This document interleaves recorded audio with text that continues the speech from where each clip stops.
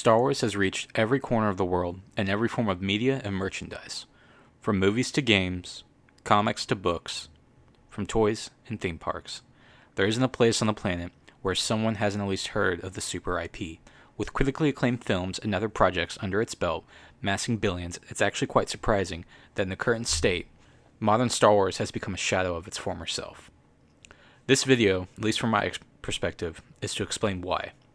From failing movies and TV, to war with the fan base, and corporate greed, and politics infesting the art.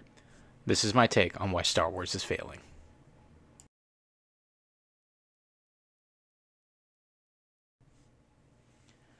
The year is 2015. Star Wars launches its first live-action film since Revenge of the Sith back in 2005.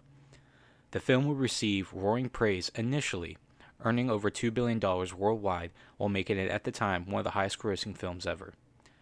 Yet a small minority at the time would see that beyond the flashing lights and references to old pieces of media, there was a darkness lingering over the franchise. This darkness would eventually come to fruition with the installment of the next film of the trilogy. To say The Last Jedi is divisive would be putting it lightly, as this film would ultimately break not just canon lore, but would also break the story flow of the trilogy by essentially ending the film with every plot point from the first film thrown out with no replacement. This movie, while visually still amazing, is the greatest example of a shining turd. The death of a character in Luke Skywalker, the failure of a character arc in Rey and Finn, the addition of Rose Tico, the death of Snoke to subvert the audience, the destruction of Kylo Ren, the uselessness of Phasma, the mockery of Leia, the constant insulting of Poe, and this dress-wearing motherfucker. The Last Jedi is a passionless project by a talentless hack riding off the coattails of better writers and directors. Rian Johnson, I shall make a video of you soon. Lastly of the trilogy, coming off the heels of the world-breaking film of The Last Jedi, J.J. Abrams was forced to finish the trilogy that had no story threads or plot. So what does one do when they have their story thrown out by the previous director? Why, you throw out their story as well, spending the film to do a multi-million-dollar equivalent of a nuh-uh, pulling a Drake Heart Part 6.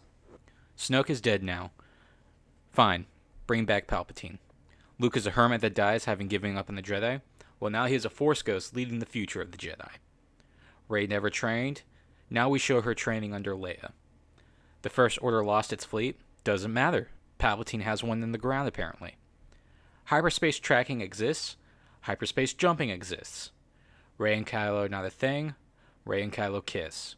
On and on and on and on we go. If I had to guess, roughly 80% of the film is retconning The Last Jedi, when The Last Jedi essentially retconned The Force Awakens, as well as having the most confusing choice for the final villain of the franchise. To say the cinematic tit-for-tat between JJ and Rian destroyed Star Wars would be a very accurate statement, with much evidence to point as the true reason Star Wars began its very rapid fall and decline. With fans reeling from constant sludge in the theater, and with the fan base disheartened and fractured, it's obvious there was a massive rapid burnout with the franchise under Disney.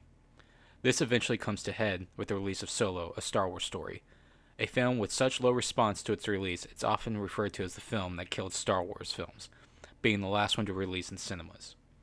Yet again, I would argue the true culprit was The Last Jedi, as without that film, The Rise of Skywalker wouldn't exist, and thus Solo releasing afterwards would have most likely been given more of a fair chance. No matter the quality of the film, at the very least, it would have earned way more than what it did.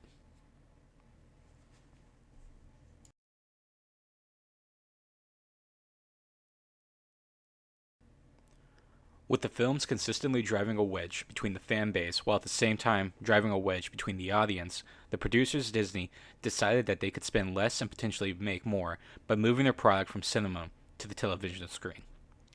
The Mandalorian, the flagship series for Disney Star Wars, would be widely successful for the first launching live-action Star Wars show. Now in reality, I won't actually go into depths of these shows, as at this point the touch the Star Wars has on the general public. If you haven't seen the show, then you would have definitely either heard the arguments for or against it, or seen through some sort of product or media it received the general summary of the show. With the greatest example being Grogu, aka Baby Yoda. Whether you watch the show or not, you know that Baby Yoda is, and to an extent, his story. The Mandalorian, at least to the majority of the fan base, would be the shining example of what Star Wars should be under Disney. As under Favreau and Filoni, the two were putting out consistent quality to that of the Clone Wars and Rebels. However, hindsight would highly suggest that it was almost entirely John who was the true shining light of the series. For Filoni's true extent of quality will be covered shortly, and as for The Mandalorian, well, let's just say Season 3 is quite possibly the greatest example of a studio meddling I think I've ever seen within Star Wars. Now, before we get into Season 3, I believe it's best to take a quick exit on this road and stop at the rest stop that is the Book of Boba Fett. The Book of Boba Fett is the first spin-off of The Mandalorian and was hyped to be a story of Boba Fett taking control of Jabba's former criminal empire, fighting political enemies and other crime families, both physically and politically, while driving into the backstory of how Boba Fett survived the Sarlacc pit. Now, I must admit, technically, this is what we got. It just also happens to be riddled with constant character incompetence and story inconsistencies. Instead of committing to 1 or 2 episodes showing Boba's time with the Tuskens, the show instead spreads out the story over the course of 3 to 4 episodes, thus interrupting the story flow of the main storyline as we take commercial breaks to watch the backstory. It becomes practically 2 separate shows or seasons smashed together. However, the most idiotic mistake of the show makes it that it takes a whole quarter of the show in the middle of the rising action to focus entirely on the Mandalorian and by proxy Grogu and his Jedi training. Now, why is this? Simple. Filoni and Favreau were told that Season 3 needed to have Grogu in it with the Mandalorian, even the Season 2 ended with them parting ways. So now with part of the Book of Boba Fett being flashbacks and the other focused on an entirely different show, the actual story only takes up at most a third of the season. Also, why would you grab a Rancor instead of your ship? Also, stop getting out of the back to tank. Just fucking stay in it until you're healed. By the way, this show and Kenobi display the back to tanks. You can literally heal yourself in a matter of like a day. Stop getting out every freaking hour, or better yet, before you summon the other criminal families, let your presence known. Just heal yourself. There's more problems and issues I have with the show, but overall, looking back at it, the Book of Boba Fett compared to what we ended up with, getting after, my overall thought is that this show mainly is just boring because we're forced to focus on other shows and plots. Now, with that out of the way, back to The Mandalorian. Season 3 is without a doubt the most absent season of any show I've ever seen. To explain, let's dig a little deeper. For starters, our main character is essentially sidelined for Bo-Katan, who has become essentially the new main character. Meanwhile, Mando and Grogu do nothing new, nor really anything meaningful, until the last 2 episodes. The episodes are panned and long, with silent walking or short burst sentences. Meanwhile, the physical acting by Mando is very stiff compared to previous seasons, while Pedro Pascal's voice even has a more dry and phoned-in performance. The entire story seems to have been rewritten and forced onto Favreau, who's given the same energy as the cast of Game of Thrones before the release of Season 8. With Season 3 having fully aired, that comparison to Game of Thrones is definitely deserved. So much so, that if I were to compare Book of Boba Fett to The Mandalorian, including Season 3, then I'd actually say Book of Boba Fett is better, as there's less shit in the pile. So there's less mess, contradictions, terrible world building, and destroying actions and concepts within the Book of Boba Fett than there is in Mandalorian. Hell, even some of the reasons Book of Boba Fett has issues is because of The Mandalorian, using its screen time to retcon itself and derail the pacing and plot of both shows. Yet, unfortunately, this would not be the end of the constant shit show that would be Disney Plus Star Wars.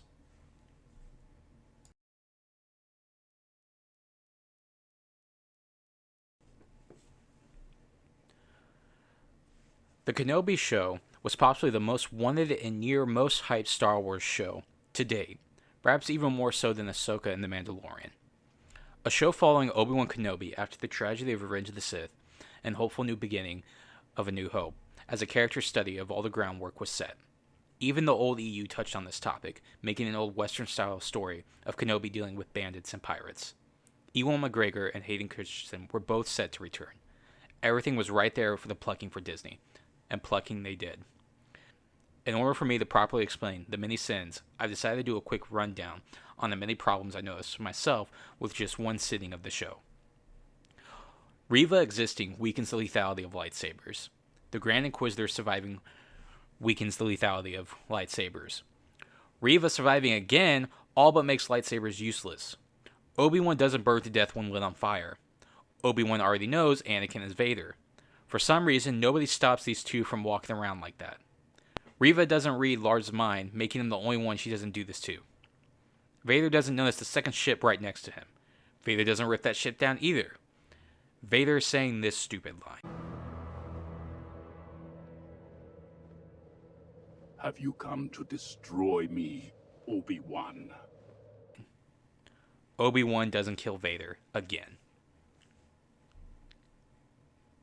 The Kenobi Show is such a mess of execution and dialogue that it absolutely spits on the intelligence of its audience, who they would willingly gobble the garbage like the brain-dead zombies they are.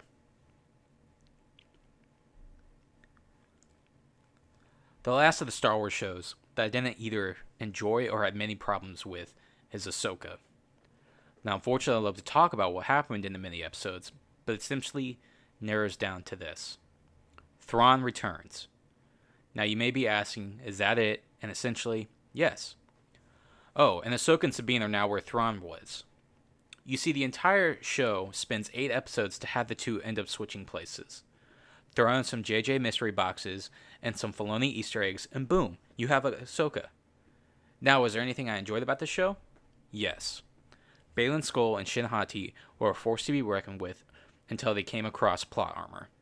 However, what was interesting was in the end, Baylan is still too powerful for the heroes to beat. But unfortunately, the story just has them leave. I also really loved Michelle's casting as Sabine and the casting of Ezra. Heck, Thrawn was casted well by using his actual voice actor. Even the overarching story is an amazing idea. However, most of the show is flooded with poor, stupid decisions by characters, flat dialogue, and poorly paced plot progression. The plot itself takes a cool idea and just Kenobi's the shit out of it. I heard someone say Ahsoka is just another season of Rebels, and I would have to agree. If it weren't for the world-altering aspects of transgalactic lightspeed, Thrawn's return, and the potential return of the father, son, and daughter, and even potentially Abeloth, then I wouldn't recommend the show at all, as each character, other than Baylan, takes major blows and comes out looking like idiots by the end.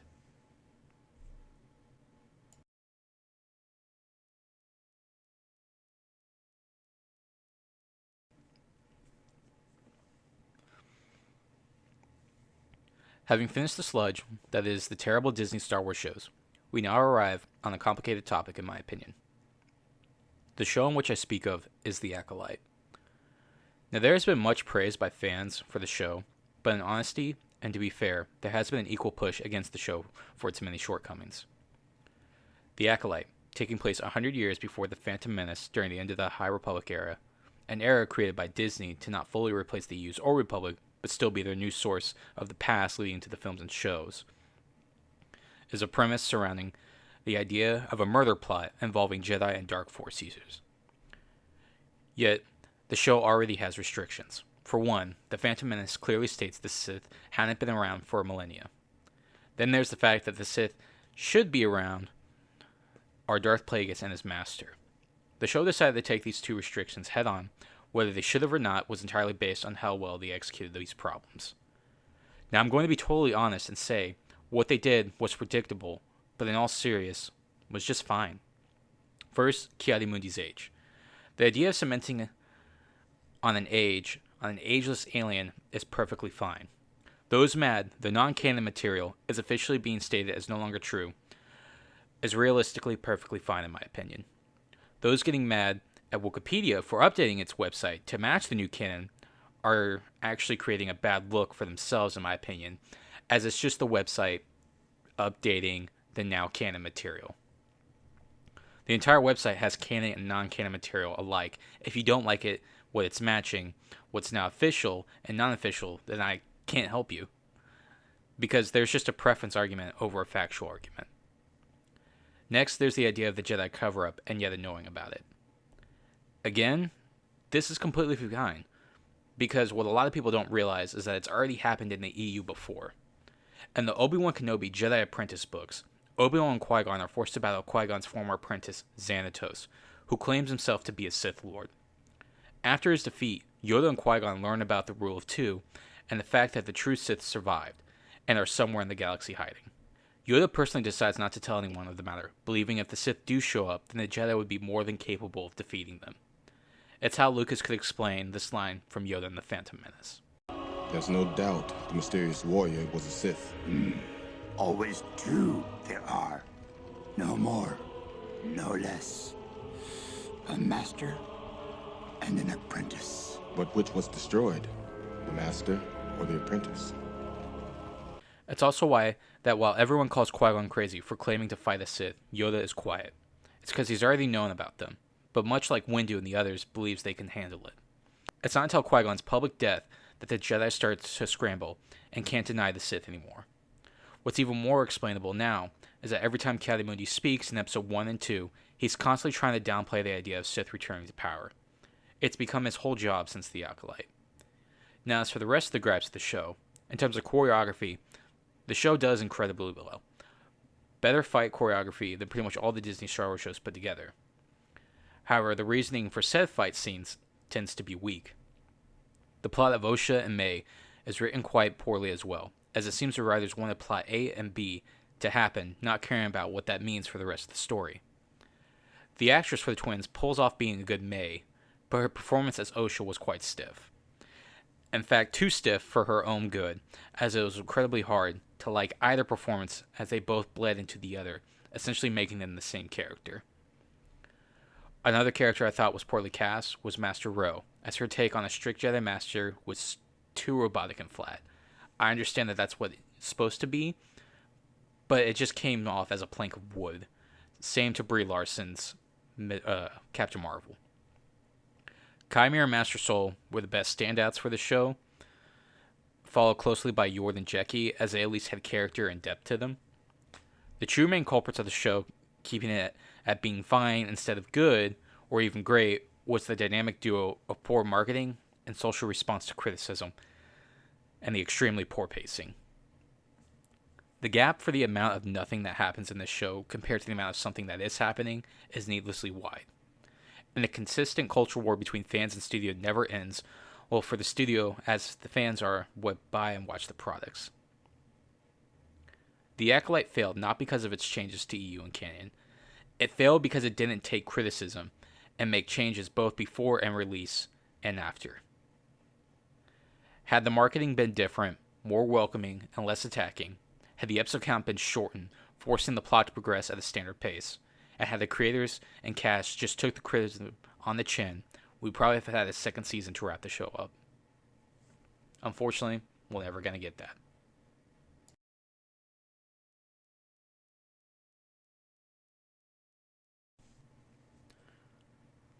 Much like the ending battle scenes of Episode 2, or the fact that the sequels are over, there is light at the end of the tunnel. That light being Andor, the best Star Wars show of them all, and the best Star Wars product since Disney bought the IP, other than Rogue One. Strangely enough, being that it is a prequel to that film. Now I should quickly get out of the way that the only true negative of the show I could find is that the show follows 3 episode arcs, with the second episode of each arc tending to be the slowest. Thus, when each episode is released weekly, I can understand the gripe that the show comes off as slow at some points. Had the episodes dropped in batches of each other, or had the episodes all dropped at the same time, I do believe that this criticism could have been negated.